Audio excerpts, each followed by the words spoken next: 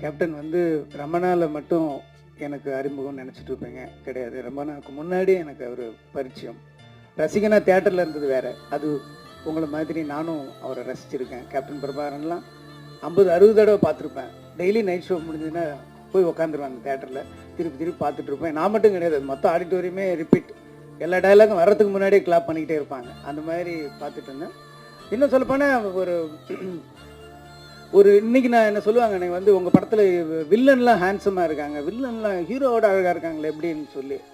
ஆனால் வில்லனை வந்து ஒரு ஹேண்ட்ஸமாக ஒத்துக்கிறதுக்கு வந்து ஒரு ஹீரோவுக்கு வந்து ஒரு பெரிய நம்பிக்கை வேணும். நீங்கள் அதை யோசிச்சு பார்த்தீங்கன்னா அதெல்லாம் அந்த ட்ரெண்டில் ஆரம்பித்தவர் கேப்டன் அவர்கள் தான்.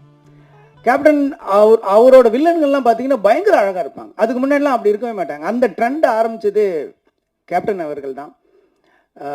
சத்யராஜ், சரத் சார் ஆகட்டும், இன்னும் நிறைய பேர் சொல்லிக்கிட்டே இருக்கலாம் அவரோட